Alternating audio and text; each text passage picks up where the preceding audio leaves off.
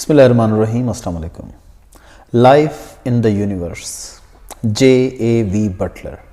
John Alfred Valentine Butler, FRS, Doctor of Science, was born in 1899. He studied at Birmingham University and later held a Rockefeller Fellowship at the University of Princeton in the USA. He was Professor of Physical Chemistry at the University of London Institute of Cancer Research. His publications include Science and Human Life, Man is a Microcosm, and Inside the Living Cell. Man is a Microcosm means कि इंसान एक छोटी सी कायनात है, and Inside the Living Cell means इंसानी cell के अंदर अल्लाह ताला ने जो ज़बरदस्त अपनी कुदरत के करिश्मे रखे हैं उनके बारे में बात हुई है. The essay shows a shift in scientific belief since Jeans wrote The Mysterious Universe in 1930. अब ये बात जो है जहन में रखना बहुत इम्पॉर्टेंट है कि असल में आप लाइफ इन द यूनिवर्स जो पढ़ रहे हैं जॉन एल्फ्रेड वैलेंटाइन बटलर का ऐसे, ये असल में एक रिस्पॉन्स है और एक साइंटिफिक शिफ्ट को शो करता है जो कि सर जेम्स जीन्स के बाद हुई. ठीक है, सर जेम्स जीन्स का ऐसे N astronomers view of the universe आपने यकीनन पढ़ा होगा और उसमें सर जेम्स जीन्स ने इस बात का इजहार किया था कि ज़िंदगी एक बेमाना चीज़ है और कायनात जो है उसकी भी कुछ समझ नहीं आती है. जब हम कायनात के अंदर जाते हैं तो हमें पता लगता है कि कायनात बिल्कुल भी इसलिए नहीं प्लान की गई थी कि इसके अंदर कोई ज़िंदा चीज़ पैदा हो, या इस कायनात की नौइयत कुछ ऐसी है कि इसके अंदर कुछ भी ज़िंदा नहीं रह सकता है. तो ज़मीन का वो हिस्सा जो कि बन गया है और जिस पर हम लोग रहते हैं वहाँ पर अगर ज़िंदगी पैदा हो गई है तो ये महज एक इत्तफाक है. लेकिन सर जेम्स जीन्स इस सवाल के ऊपर अपना वो ऐसे ख़त्म करता है कि ठीक है, जितनी भी चीज़ें इंसानी जिस्म के अंदर मौजूद हैं, जितने भी केमिकल्स मौजूद हैं या एटम्स मौजूद हैं, वो अब हमें कायनात के अंदर भी नज़र आते हैं और हम उनको कलेक्ट भी कर सकते हैं. लेकिन क्या हम उन सबको कलेक्ट करके कोई एक ज़िंदा चीज़ क्रिएट कर सकते हैं? और इस हैरत अंगेज़ सवाल के ऊपर हमने अपना वो पिछला लेसन ख़त्म किया था, N astronomers view of the universe. और यहाँ पर जो है वो ये शो करने जा रहा है कि लाइफ जो है एक अनप्लान्ड चीज़ नहीं है, बल्कि लगता है कि किसी ने सोच समझ कर जो है इस कायनात को तख्लीक किया है. और ज़िंदगी भी जो है वो हैपहज़र्डली इस कायनात के अंदर वजूद में नहीं आई, बल्कि किसी ज़बरदस्त अज़ीमुश्शान हस्ती का ये कारनामा है जिसने सब कुछ किया है.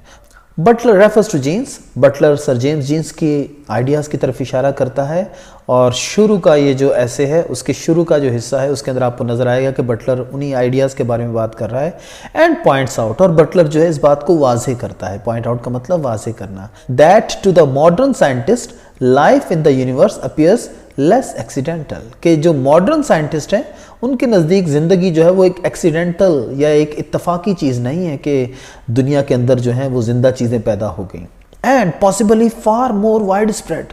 और साथ ही साथ वो इस चीज़ का भी इज़हार करता है कि ज़िंदगी जो है वो यकीनन कहीं ज़्यादा इस कायनात के अंदर जो है वो फैली हुई है जितनी कि हमें नज़र आती है अपनी ज़मीन के ऊपर. हो सकता है ऐसे ऐसे सैयारे हों या ऐसे ऐसे इलाके हों या दुनियाएं हों जहाँ पर अजीब व गरीब किस्म की मखलूक़ात रहती हों. वाइड स्प्रेड का मतलब दूर दूर तक फैले हुए होना. Then it did to jeans and his कंटेम्परेरीज. तो सर जेम्स जीन्स जो था वो आपको मालूम है कि ज़रा थोड़ा सा पहले के अरसे का जो है साइंटिस्ट है और साइंस जैसे जैसे आगे बढ़ती जाती है वो अपने ही पुराने आइडियाज़ को या सोचों को जो है वो अक्सर औकात जो है वो रद्द भी करती जाती है और नए आइडियाज़ और नई सोचें जो हैं वो मुसलसल सामने लाती रहती हैं. तो साइंस का सच भी जो है वो एक परमानेंट सच नहीं है, बल्कि वो मुसलसल तब्दील होने वाला सच है. और जैसे जैसे नए आइडियाज़, नई रिसर्च, नए फैक्ट्स और नए यानी कि हक़ाइक़ सामने आते हैं तो इंसान का चीज़ों के बारे में नुक्ता नज़र भी तब्दील हो जाता है. और यही जो है हमें इस ऐसे के अंदर भी नज़र आता है. तो आइए ज़रा जॉन एल्फ्रेड वैलेंटाइन बटलर के इस ऐसे को पढ़ना शुरू करते हैं. What is life? A little scum of no importance on the surface of an unimportant globe circling around a second-rate star. यानी कि ये वो आइडिया है जो कि سر جیمس جینس نے پیش کیا تھا کہ زندگی کیا ہے، ایک چھوٹا سا a little scum of no importance، کہ کوئی ایسے جیسے کہ پانی کے اوپر جھاگ پیدا ہو جاتی ہے، scum کہتے ہیں جھاگ کو، تو کیا یہ کوئی اس پانی کی جھاگ کی طرح ہے؟ on the surface of an unimportant globe، ایک بہت ہی بے معنی اور بے اہم غیر اہم جو ہے گلوب کے اوپر، یعنی کہ کرے کے اوپر جو زمین ہے اس کی طرف وہ اشارہ کر رہا ہے، جو کہ سرکلنگ around a second rate star, جو کہ ایک سیکنڈ ریٹ اسٹار کے گرد سرکل کر رہا ہے۔ یعنی کہ سورج کے متعلق بھی تو یہی کہا جاتا ہے نا کہ یہ بھی جو ہے کسی اور چیز کا ٹوٹا ہوا ٹکڑا ہے، اور اب اس کے اندر مسلسل جو ہے وہ آگ جل رہی ہے، لیکن سیارے جو ہیں وہ بھی اسی کے جو ہے ٹکڑے ہیں جو کہ اس سے الگ ہو کر جو ہیں وہ سیاروں کی شکل میں تبدیل ہو گئے۔ تو کیا زندگی جو ہے وہ ایک scum of no importance ہے، یعنی کہ ایک ایسی بے معنی جھاگ ہے جو کہ پیدا ہو گئی ایک گلوب کے اوپر، that is circling round a second rate star، سورج کے گرد جو کہ گھوم رہی ہے۔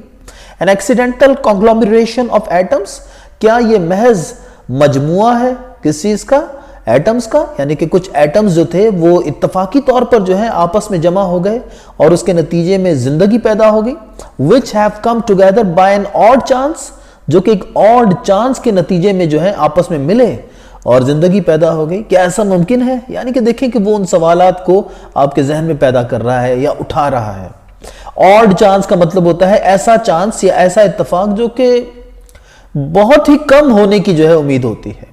the result of an accidentally improbable happening، کہ کیا یعنی کہ یہ ایک نتیجہ ہے ایک accidentally یعنی کہ حد سے زیادہ improbable happening کا، happening کا مطلب واقعہ، اور improbable کا مطلب ہوتا ہے جس کے ہونے کی کوئی توقع نہ ہو اور جس کے ہونے کا کوئی امکان نہ ہو۔ تو کیا یہ ایک improbable happening کا جو ہے رزلٹ ہے جو کہ ہو گئی، امید نہیں تھی کہ وہ ہو لیکن وہ ہو گئی۔ this is what some astronomers would have us think، یہ ہے وہ چیز جو کہ کچھ ایسٹرونامرز نے ہمیں سوچنے پر مجبور کیا ہوگا، یا یہ ہے وہ نقطہ نظر جو کہ کچھ ایسٹرونامرز نے ہمیں اپنانے پر مجبور کر دیا ہوگا۔ اب ایسٹرونامر سے آپ کو یاد آ گیا نا وہی پچھلا لیسن آپ کا جو ہے an astronomer's view of the universe، تو کہہ رہا ہے کہ this is what some astronomers would have us think۔ اب یہاں پر have کا استعمال بھی دیکھیے کہ have کا یہاں پر مطلب ہے کہ کسی کو کوئی کام کرنے پر مجبور کرنا، ٹھیک ہے نا، تو they would have us think کہ انہوں نے ہمیں یہ سوچنے پر مجبور کیا ہوگا، یہ ہمیں یہ سوچ جو ہے ہمارے ذہن میں پیدا کر دی ہوگی۔ looking out into the depth of space they have discovered a universe of unthinkable dimensions، کہ جب ان ایسٹرونامرز نے کائنات کی گہرائیوں میں دیکھا ہوگا، ڈیپتھ کا مطلب کیا ہوتا ہے؟ گہرائی، کس چیز کی؟ اسپیس کی، اس خلا کی جو ہے گہرائیاں جب انہوں نے ماپی ہوں گی یا دیکھا ہوگا، they have discovered a universe of unthinkable dimensions، تو انہیں ایک ایسی دنیا کا پتہ چلا، انہوں نے ایک ایسی دنیا ڈسکور کی، دریافت کی، جس کی ڈائمنشنز جو تھیں وہ unthinkable تھیں۔ unthinkable کا مطلب ہے جن کے بارے میں سوچا بھی نہیں جا سکتا، یعنی کہ جب تک انسان نے خلا کے بارے میں یا اسپیس کے بارے میں سوچنا نہیں شروع کیا تھا تو اس وقت تک تو اسے 4 ہی ڈائمنشنز نظر آتی تھی نا، ایسٹ، ویسٹ، نارتھ، ساؤتھ، لیکن اب اسے پتا چلا کہ یہ 4 ڈائمنشنز بھی جو ہیں یہ ہماری سوچ کا دھوکہ ہے۔ جب ہم خلا کے اندر جاتے ہیں تو ہمارا کوئی پوائنٹ آف ریفرنس نہیں رہتا ہے، اور اس پوائنٹ آف ریفرنس کے نہ ہونے کی وجہ سے یعنی کہ ہمیں پتہ نہیں ہوتا کہ ہم کون سی جگہ پر ہیں، تو ہمیں یہ بھی پتہ نہیں ہوتا کہ ہمارے کون سی سائڈ پر جو ہے ایسٹ ہے، کون سی سائڈ پر ویسٹ ہے، کون سی سائڈ پر ساؤتھ ہے اور کون سی سائڈ پر نارتھ ہے۔ زمین پر تو جو ہے وہ ہمارا سایہ جو ہے اس چیز کو ڈٹرمن کرتا ہے نا، سورج جس طرف سے نکلتا ہے وہ ایسٹ ہو جاتا ہے، سورج جس طرف ڈوبتا ہے وہ ویسٹ ہو جاتا ہے، تو لیکن جو ہے یہاں پر یہ ڈائمنشنز جو ہیں وہ ختم ہو جاتی ہیں۔ A billion suns in our own galaxy, beyond it perhaps a billion galaxies only revealed to us as tiny smudges on a photographic plate، کہ billion suns in our own galaxy، جب ان ایسٹرونامرز نے خلا کو دیکھا یا خلا کو اور قریب سے دیکھا تو انہیں پتہ لگا کہ ہمارے سورج جیسے لاکھوں کروڑوں سورج جو ہیں وہ اس کائنات کے اندر موجود ہیں، اس گیلیکسی کے اندر موجود ہیں، and beyond it perhaps a billion galaxies، اور اس گیلیکسی سے پرے جو ہے اس جیسی پتہ نہیں کتنی ہی خربوں کے قریب گیلیکسیز جو ہیں وہ موجود ہیں، only revealed to us as tiny smudges، اور وہ ہمیں کیسے نظر آتی ہیں؟ وہ ہمیں نظر آتی ہیں محض ایسے روشنی کے دھبے جو کہ دور سے کہیں نظر آتے ہیں، یا پھر ایسے دھبے smudges on a photographic plate جو کہ فوٹوگرافک پلیٹ کے اوپر نظر آتے ہیں۔ تو یہ پرانے دور کے اندر جب ہم فوٹوگرافز کو دھویا کرتے تو یہ فوٹوگرافک پلیٹس اس وقت ہوا کرتی تھیں. اب تو خیر ان کا کانسیپٹ ختم ہو گیا.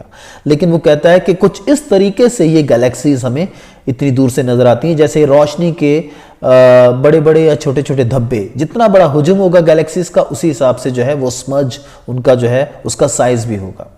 تو کہتا ہے کہ no wonder they are impressed by the enormous disparity between the scaffolding and the result. تو اس میں کوئی حیرت کی بات ہی نہیں ہے کہ they are impressed کہ وہ حیرت زدہ رہ گئے by the enormous disparity کہ یہ جو زبردست ایک فرق تھا, زبردست بہت بڑا فرق تھا کس چیز کا, by the scaffolding کہ جتنا بڑا یہ سٹرکچر تھا اس کے نتیجے میں جو زندگی پیدا ہوئی ان کو وہ بہت ہی چھوٹی نظر آ رہی تھی. رزلٹ کا مطلب ہے یہاں پر زندگی, اور اسکیفولڈنگ کا مطلب ہے کائنات, کہ کائنات اب ان کو جتنی بڑی نظر آئی کہ ہمارا سیارہ, ہمارا سولر سسٹم, ہمارا سورج, اس سے پرے ہماری گیلیکسی کے اندر اس سے کئی گنا زیادہ بڑے بڑے سورج جس کے اندر جو ہیں لاکھوں کروڑوں ہماری زمین جیسے گولے جو ہیں وہ سما سکتے ہیں, اور اس سے بھی پرے جو ہیں بہت بڑی بڑی گیلیکسیز جو کہ ہماری گیلیکسی سے بھی شاید جو ہیں زیادہ بڑی ہو سکتی ہیں.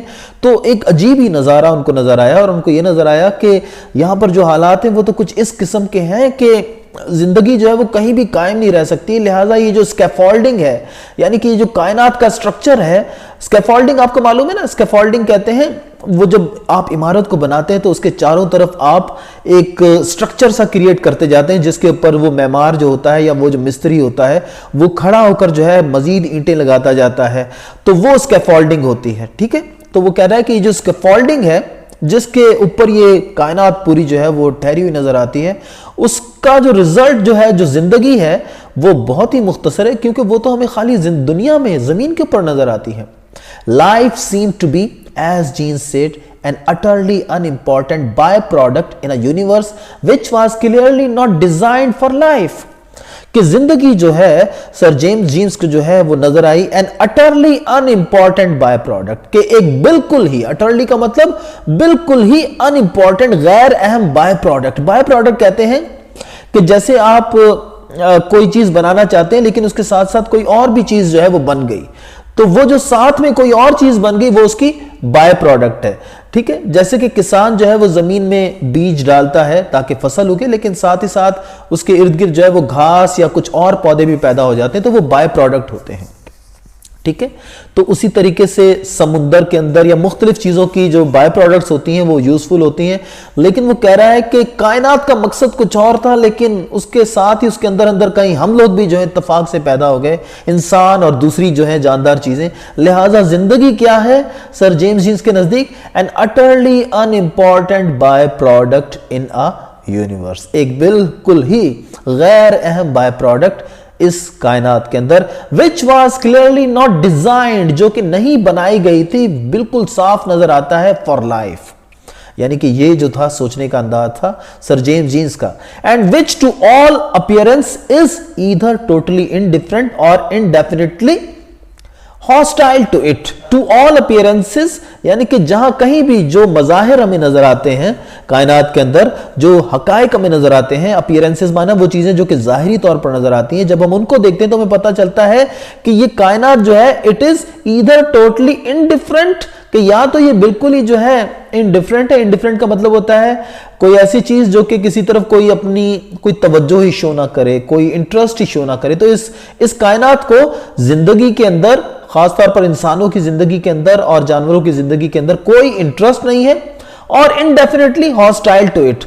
لیکن نہ صرف اسے انٹرسٹ نہیں ہے بلکہ اصل میں وہ hostile ہے اس کی طرف. hostile کا مطلب کیا ہوتا ہے, حملہ آور ہونا یا غصے والا ہونا, کہ زیادہ تر جو ہے کائنات جو ہے اس کے اندر زندگی کا قائم رہنا ممکن نہیں ہے. لہٰذا this universe is hostile to life. کہیں پر بہت زیادہ سردی ہے کہ زندہ چیزیں وہاں پر جم جائیں گی, اور کہیں پر بہت زیادہ جو ہے آگ ہے اور گولے ہیں, تو وہاں پر جو کوئی بھی چیز زندہ نہیں رہ سکتی. So it is indefinitely hostile to it.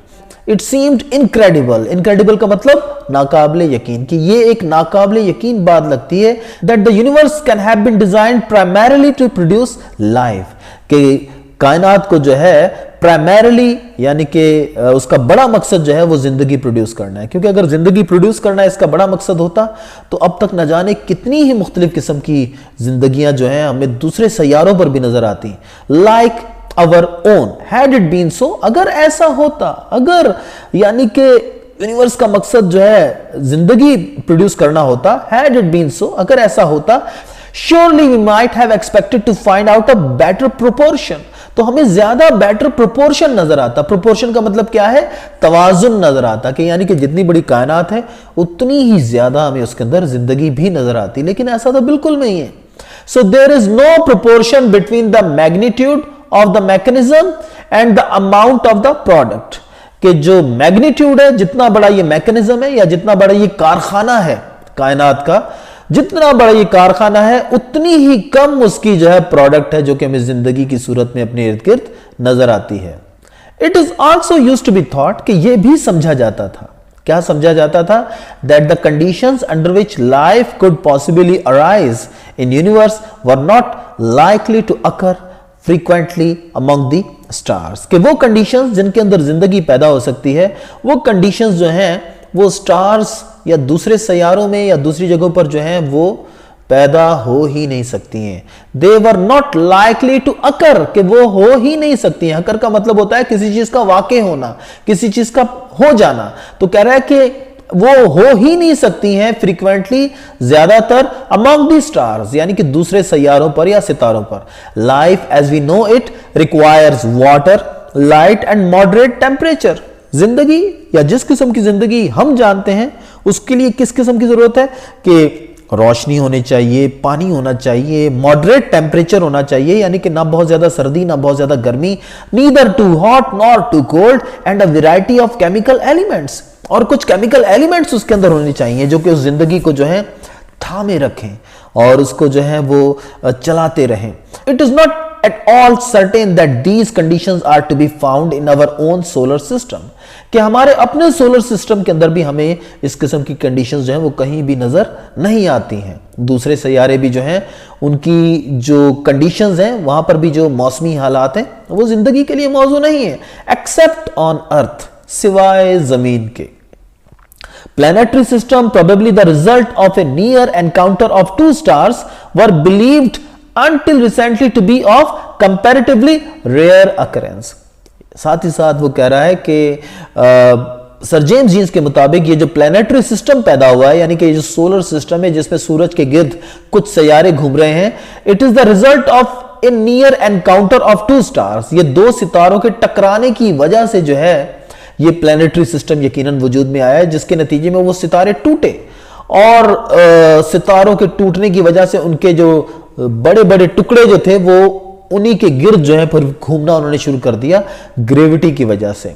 So of A near encounter, encounter का मतलब टकराव, of to stars were believed until recently, कि अब से कुछ अर्सा पहले तक जो था समझा जाता था कि it is a rare occurrence, कि ये जो है एक बिल्कुल ही ऐसा वाकया है। अकरेंस का मतलब है वाकया, कि एक ऐसा वाकया है जो कि शाज़ और नादिर ही हो सकता है। रेयर का मतलब होता है ऐसी बात जो कि शायद ही कभी होती हो, तो बहुत कम होने वाली बात को आप रेयर कहते हैं। तो इट इज अंटिल रिसेंटली, अब से कुछ अर्सा पहले तक जो है, it was believed to be comparatively of A rare occurrence. और ये व्यू जो था ये क्यों अपनाया गया था? क्योंकि this view was based on calculations of the chance of scalar encounters. ये व्यू अपनाया गया था उन कैलकुलेशंस की बुनियाद पर जिसके नतीजे में यानी कि इस किस्म का एनकाउंटर हो सकता है कि कितने हजार साल बाद कोई सैयारा कहीं से चले और या सितारा जो है दूसरे सितारे के करीब आ सकता है और टकरा सकता है। क्योंकि सर जेम्स जीन्स के ऐसे को अगर आपने पढ़ा हो या उस लेसन को, N astronomers view of the universe, तो उसमें वो बिल्कुल वाज़ेह कहते हैं कि ये सैयारे और सितारे इतने ज्यादा फासले पर हैं एक दूसरे से कि इनका एक दूसरे के करीब आना भी जो है वो नामुमकिन लगता है। ये सारे जो हैं बिल्कुल तन्हा तन्हा मुसाफिर नजर आते हैं जो कि अपने अपने दायरे के अंदर, अपने अपने सर्कल के अंदर जो है वो घूम रहे हैं। और लिहाजा कोई ऐसा वाकया जिसके नतीजे में एक ऐसा एनकाउंटर हो जिसमें दो सितारे आपस में टकराएं और इस किस्म का प्लैनेटरी सिस्टम पैदा हो जाए, नामुमकिनात में से नजर आता है। The stars are separated by enormous distances, क्योंकि ये सितारे जो हैं یہ ایک دوسرے سے الگ تھلگ ہے بائی انارمس ڈسٹینسز. ان کی جو ڈسٹینسز ہیں یا فاصلہ جو ہے وہ اتنا زیادہ ہے کہ ممکن ہی نہیں کہ آپس میں ٹکرائیں. And though they are in motion, the chance a close approach of two stars is comparatively small. اگرچہ یہ موو کر رہے ہیں لیکن ان کا ایک دوسرے کے قریب آنا یہ بالکل ہی جو ہے بالکل کم چانسز ہیں اس کے. When such an encounter takes place, enormous tides in the liquid or gaseous surface of the stars are set. Set کا مطلب ہوتا ہے یہاں پر شروع ہو جانا, کہ جب اس قسم کا انکاؤنٹر ہوتا ہے یا ٹکراؤ ہوتا ہے تو enormous tides کے بڑی بڑی لہریں.